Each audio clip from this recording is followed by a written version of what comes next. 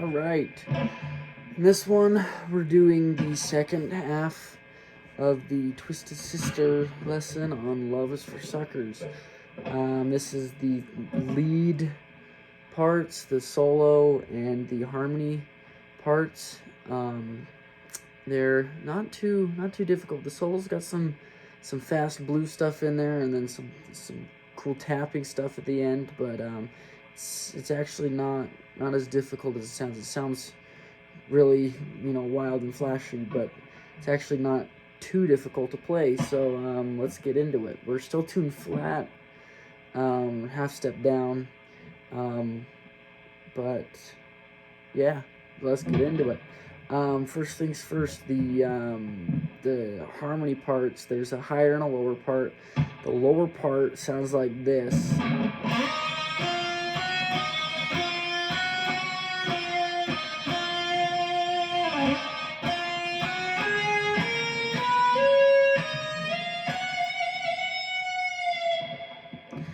And then the higher part does the same pattern, but it's just in a different place. But let's start with the lower half. So we're in the key of E minor, or E flat, I guess, because we're flat. We're starting off here at the 9th fret of the G string.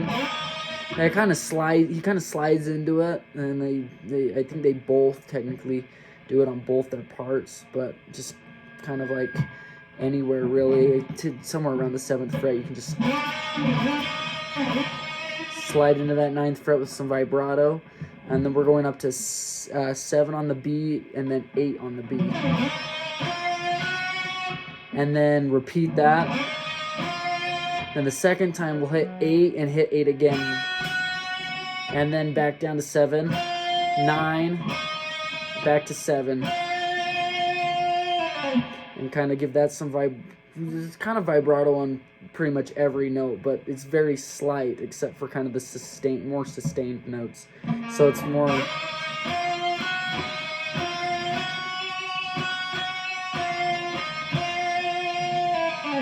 and on the when you land on that 7, it kind of slides out of it, and that's kind of like the first, I guess it's the first 4 bars, so like the first kind of the question part of the phrase, and then the answer is the climb up.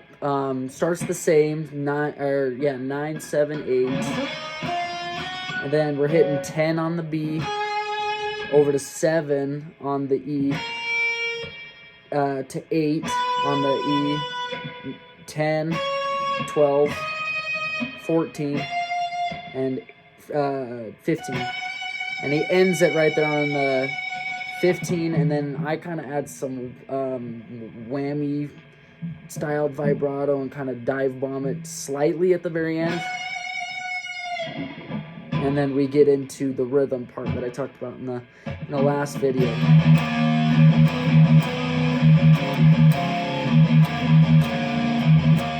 And then that kicks off into the verse.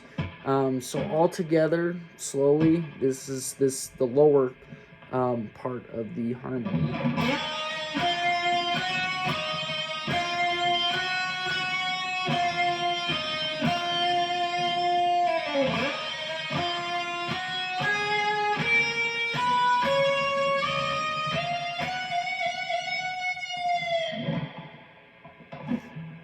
And that's kind of the rhythm too of the whole walk up. It follows the same pattern. Da da da da da da da da.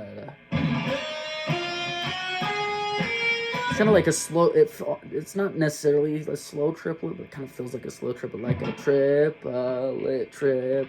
That's definitely not the right way to count it, but in my head, that's just kind of what comes up when I kind of hear it. It's more of a 1 and 2 and but very slow,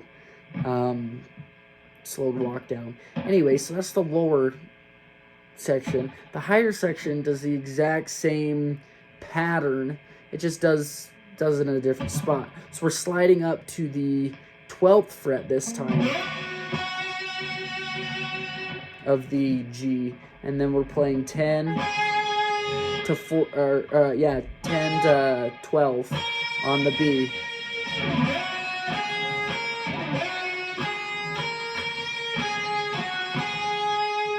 He does that same pattern, but up on these 3 frets. And then it's the walk-up's the exact same, we just start in a different place. So we got 12 to the 10 to 12, 13 on the B. You can either go 10 on the high E or slide up. I like to slide up to 15 on the B. Then we've got 12 on the E, 14 on the E, 15, 17, and then a full step bend all the way up to that 19th fret. So we're getting that B flat in there. And again, wild vibrato, or even more of the whammy tremolo bar stuff going on. So slow, that would go like this.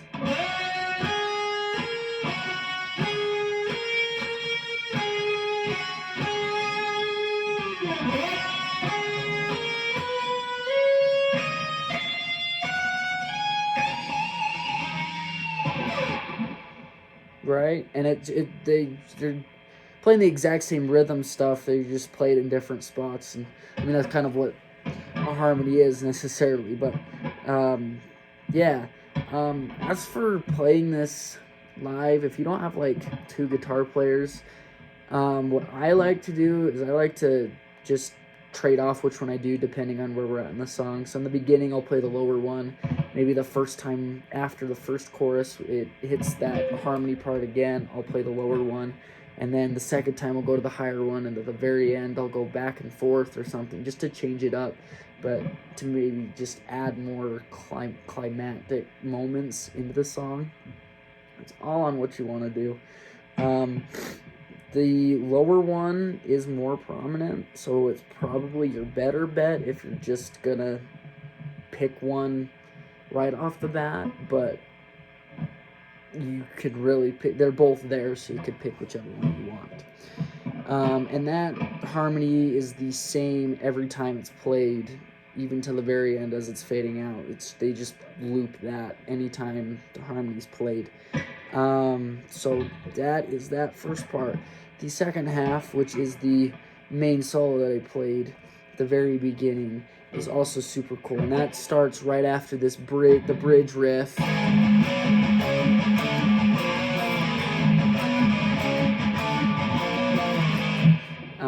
And it kind of kicks it right off, and Dean screams, and it's super cool. So we kick it off with some unison bends off the B and G string.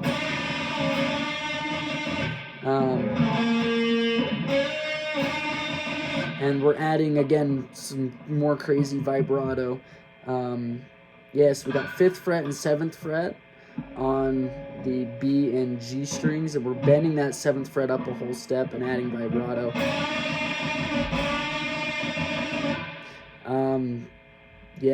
Then we move that up 2 frets, same thing. Then 1 fret, same thing. Then 2 frets, same thing. And then we're ending it 2 frets up, and you should end at the 12th fret and 14th fret.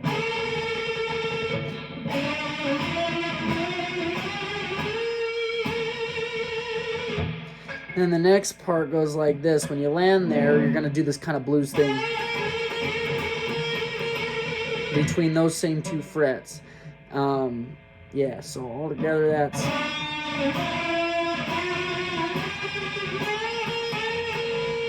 And then we've got this cool blues lick.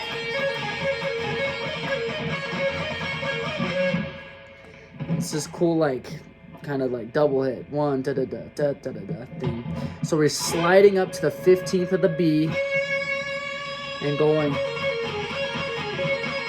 So pull off to 12, hit it again. It's like a double pull off between 15 and 12.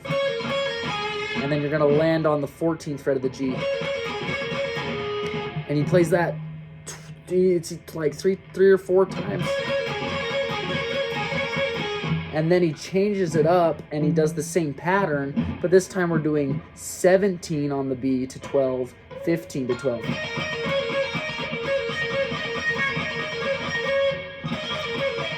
So it's 2, 1.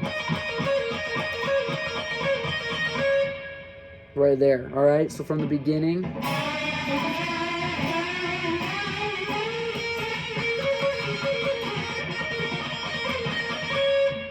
And it's 2 times on each one. It's only 2. I lied. It's only 2. And after that, we're going to quickly slide up to the 17th fret of the high E and bend it up. Then bend again and release the second time. Pull off to 15, 17 on the B, and then back to 15 on the high E. It's again super bluesy right now. And then we have this cool slide kind of double hit thing where we slide into the 17th fret of the B.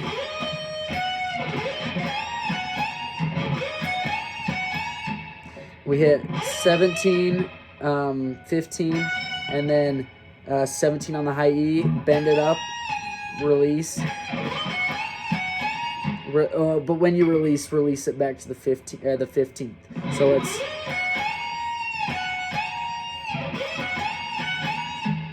and the second time is short too. After the release, you bend it up again, and it's just a short bend up, release, let it off, and mute it. So from the beginning, we've got this.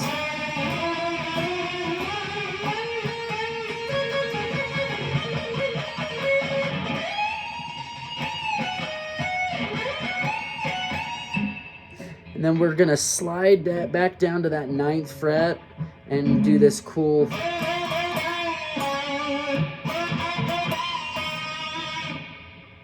little blues thing. I think it ends the second way. Okay, and that's just kind of pretty much a whole step bend. Sometimes he bends it a little higher to like 1.5.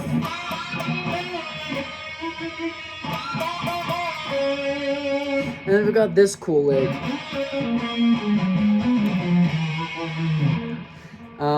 Super fast, super cool. There's different rhythms to it. You can kind of play it in a couple different ways. He plays it a little differently when he's played it live. I've seen a video of him do it a couple different ways. But essentially this is what we've got. So we're kind of sliding, we're doing that sliding thing again into the 9th fret. Then pull off 7, hammer back on to 9, pull off 7 again. Then 9 on the D, 7 on the D, to 10 on the A, back to 7, back to 10.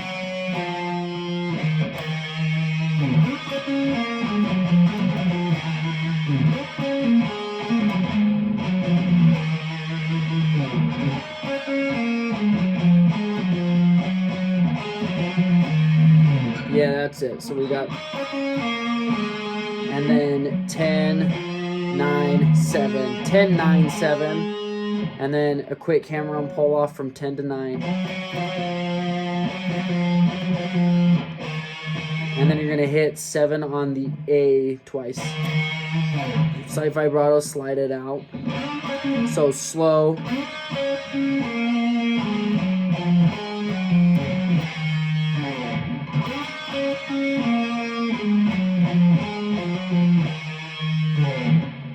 And then we're gonna slide back into that 9th fret again, and we're gonna walk up the scale basically. So kind of like that harmony was doing. So 9, 7, 8, 10, and then we're gonna end it just a little bit differently. So this is kind of what it sounds like.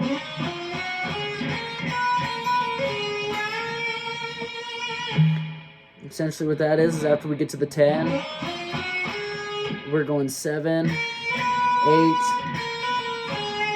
quick back to 5, or excuse me, back to 7, then like hammer on pull off. It's not necessarily a trill. It's not like a trill fast, but it's the same idea. Back to 10, and then you're gonna bend 10 up a whole step.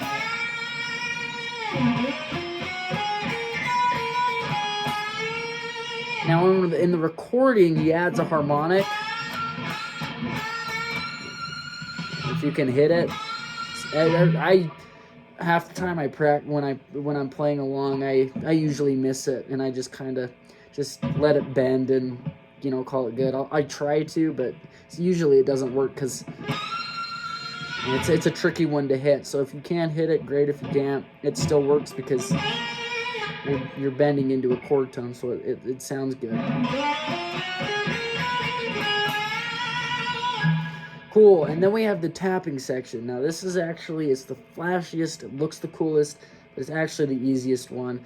It's kind of like a Van Halen style almost, just this kind of, I don't know, faster 3-note tap thing. So we're going 5 on the B, it's all on the B string too, by the way. So 5, then 8 with your pinky, and then tap 12 with, I use my middle finger. I like to hold my pick in my pointer and use my middle finger. However you feel comfortable tapping works perfect for it. But essentially this is the pattern. It's kind of the same as like a Crazy Train too. So we're going 5, 8, and then it's like a tap tap on the 12, and then back to the 8, back to the 5.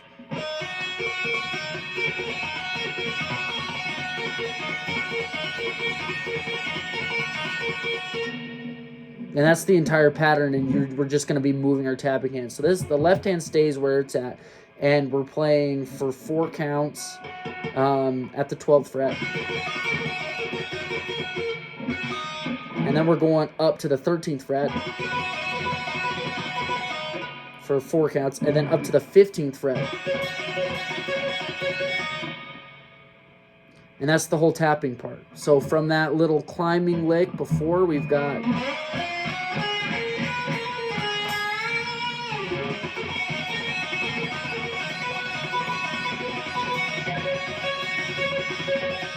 And then we end it with this cool slide up to 15 on the B. It's another cool blues thing that it goes back to. So 15 to 12 from B to E. And then 15 on the on the E. And then we're gonna roll our finger back over to the B, whole step bend on the 15. And then with our pinky, do a little oblique bend off the 15 on the E. It's a full bend, hit the G, and then you're going to hit the bent note again and release it. And then bring it back up.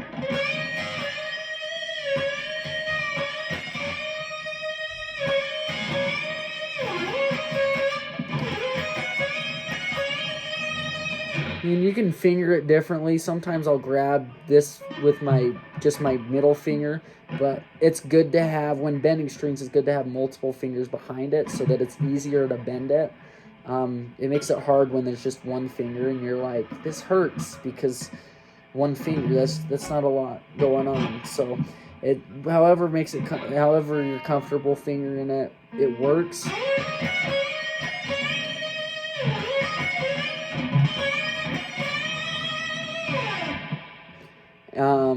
Yeah, that's the whole solo. Right after that, in fact, it actually works pretty good because the pre-chorus starts a bar, the bar you do this. So the pre-chorus hits this, and you're going... And then from there, oftentimes, it's actually super easy to just slide straight into the second chord of the pre-chorus. And then we've got a final chorus and the final harmony section. And that final chord's a C all the way down here on the 3rd fret. And that's all the lead melodic parts. to Love is for Suckers. I love this song. I think it's super underrated, and I hope you like it too. And that's all for now.